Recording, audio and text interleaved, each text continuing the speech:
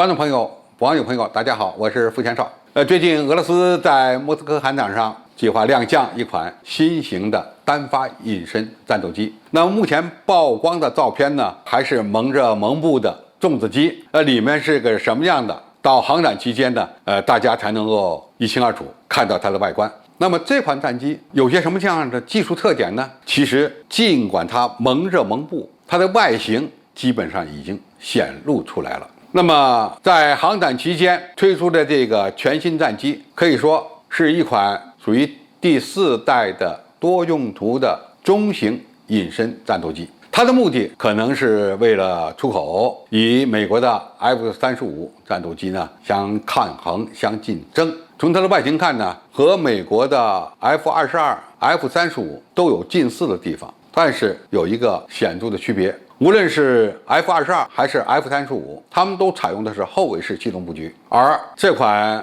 俄罗斯最新的第4代隐身战机，它采用的是无尾式气动布局。尽管它后面有一个 V 字形的双立尾，但是没有水平尾翼。那么这样的外形其实和欧洲国家现在的2款所谓的6代机非常接近，比如说法国和德国开发的下一代战斗机，英国的暴风战斗机，它们都采用的是无尾式气动布局。这样的一个气动布局呢，高空高速性能比较好，隐身效果也不错，但是机动性、起降性能可能要比后尾式要差一些，比压制布局呢，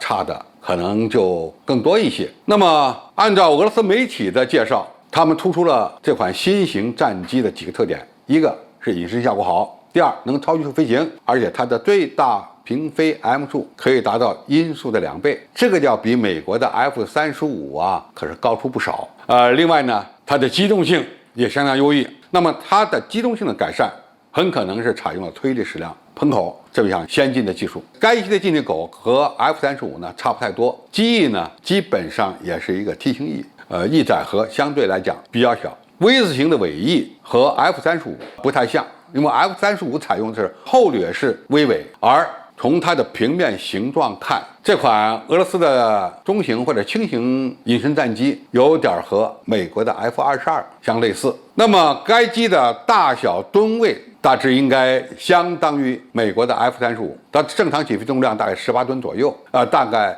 这还不是它的极限，应该最大起飞重量可以超过18吨。大小能力和 F-35是类同的，因为 F-35采用的是一台发动机，它采用的也是一台发动机。F-35战斗机的动力装置最大推力可以达到18000公斤。那么估计呢，俄罗斯在开发这款战机，它的最大推力只会比这个高，不会比这个低。当然，如果是做一个验证机、原型机试飞，它还用不了这么大推力的发动机，因为它所采用的动力装置很可能是正在开发的产品30。那么产品30是作为苏57战机下一阶段的动力装置。那么苏57现在用的还是117S 的动力系统，那么117S 的最大推力呢，大概在14500公斤左右，而产品30它的最大推力，按照俄罗斯媒体现在的报道，大概在18000公斤左右。那么这样一款发动机，如果配在俄罗斯新研制的这种中型隐身战斗机上，应该说是非常合适的，水平大致就和 F-35相当了。但是由于它的阻力比较小，它的最大平飞速度明显的超过 F-35，再加上它采用了先进的推力矢量技术，机动性也要比 F-35好。在这样一个 PK 状态下，可以说一旦这款战机研发成功，将可以成为 F-35的有力竞争对手。那么它和中国的 FC-31相比又有什么特点呢？我们的 FC-31采用的是2台发动机，它采用的是1台。那么1台有1台的好处，2台有2台的优点。可以说这个并不是对比的根本，关键是如果上舰，一般来讲2台发动机可能要比这台发动机更加可靠，这是很多专家的观点。再一个呢，F-35采用单发，俄罗斯的这款新型的多用途的隐身战机也采用单发，就会带来一个问题：我们国家今后会不会也用一款先进战斗机改装出或者是研发出一种比较先进的单发隐身战斗机呢？我想这完全是有可能的。俄罗斯一旦把现在展示的这款平台送上天，大疆成为继美国、中国之后世界上第3个研制出了2款隐身战机的国家。如果中国再进一步，用一款先进的大推动比的大推力的小涵道比国产发动机，开发出一款跟 F-35、俄罗斯的轻型多用途战斗机以及中国的 FC-31相类似的或者是同级别的隐身战机呢？我想这种可能性不是没有。那么从俄罗斯现在正在开发的这款轻型或者是中型隐身战机的情况看呢，它走的路子基本上和美国的 F-22、F-35类似。F-22和 F-35采用的是一个系列的国产发动机，只不过呢 F-22的战斗机的涵道比要小一点，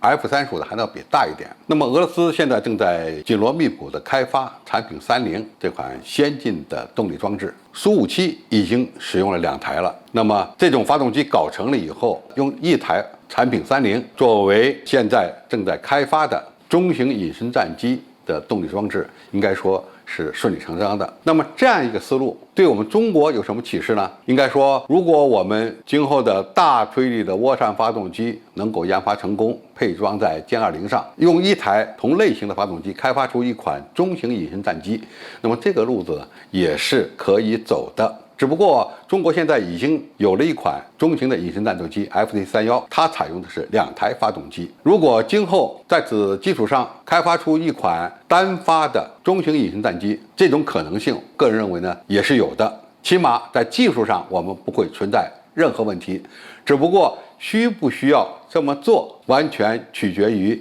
我们的需要与可能。因为如果专门瞄准着出口，那么无论是搞双发的还是搞单发的中型隐身战机，我觉得这个路子都是可以走得通的。那么一旦如果我们下决心再开发一款采用大推力高推动比的单发型隐身战机，我想那么中国就有可能成为世界上第1个同时拥有3款第4代隐身战机的国家。好，今天介绍就到这里，谢谢大家收看。感兴趣的朋友，我们可以在下面的留言区留言交流讨论。我们下期再见。